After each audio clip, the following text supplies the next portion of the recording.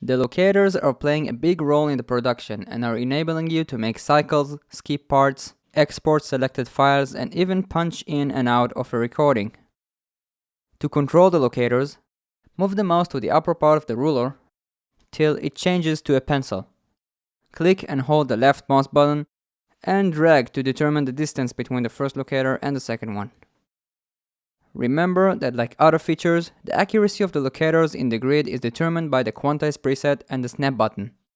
The way I like to use it the most is by highlighting a box in the track by clicking or marking it, and then pressing P on my keyboard to make the locators automatically set from the beginning to the end of the box. So, why do we need the locators? First, they can determine an area that you are currently working on. A press on number 1 in the number pad will move you to the left locator, and a click on number 2 in the number pad will take you to the right locator. I'll show you an example. Press on 1 on the number pad to get to the left locator, and now you can record right from there.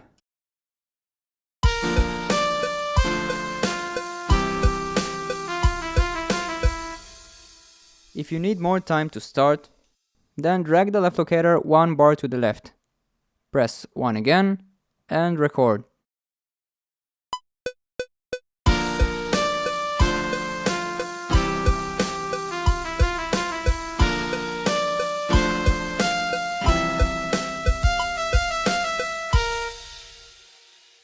I messed up, so let's go back again, press on 1 and record.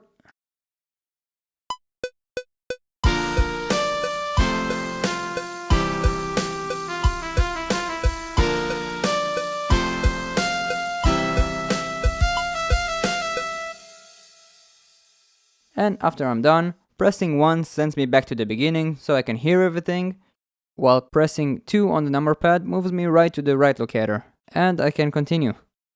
The great thing is, and I'm using this function a lot, is that I don't even have to determine an area, and while standing where I want to record in a project, holding Ctrl and pressing 1 will put the left locator where I am, while holding Ctrl and pressing 2 will put the right locator where I am. And now I'm not losing myself in the track and working fast by pressing 1 or 2 and recording fast whatever I need. The second use of the locators is the cycle, which is basically a loop between the left and right locators. You can use the loop to get some new inspiration, mix it, and even practice and record several ideas. Let's mark a part we want to loop, press P, and then press the cycle button right here, or the divide in the number pad. Now this part will play in a loop, as long as you remain between the locators, and it gets back to the left locator just when reaching the right locator.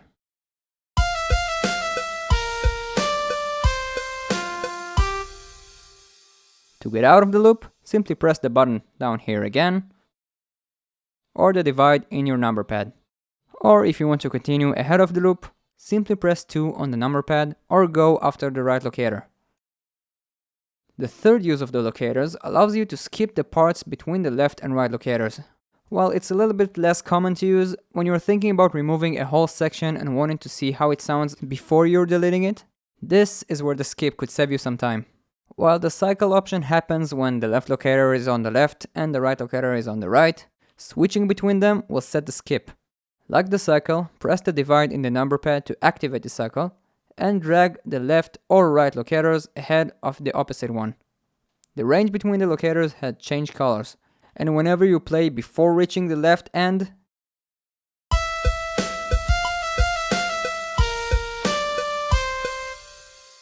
it will skip.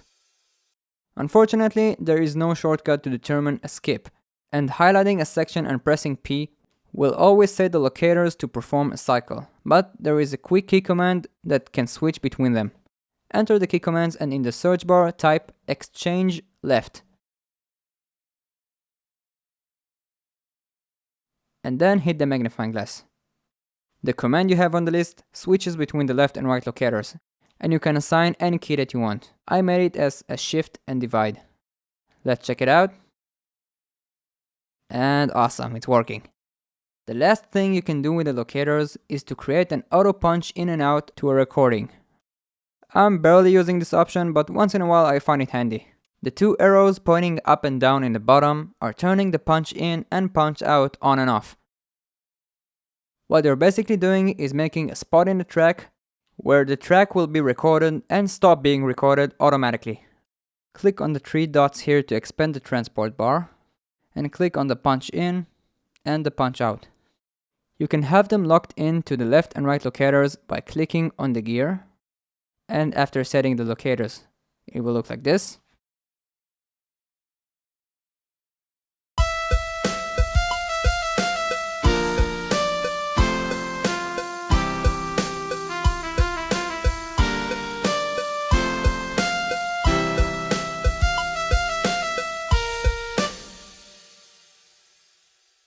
Or set them the way you want. You will find red arrows in the ruler and will be able to drag them around to make a spot for the punch in and the punch out.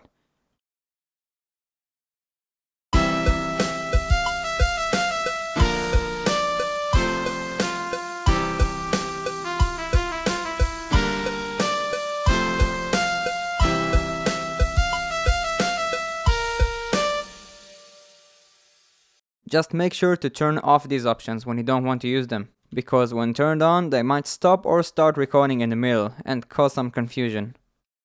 And final tip that could really help you save some time: mark an area and press P to set the locators, and then press Ctrl, Shift, and E. That will move all the media that is between the left and right locators beyond the right locator. And now, if you had any idea and you forgot to insert it into the project, you have cleared some place for that. Next, we'll learn how to export with the use of the locators. Hey you guys, I hope you enjoyed this video. This video was only one out of many in the Cubase course I'm making called From Cubase to Cube Pro. It's going to be an online course and it's going to be intensive.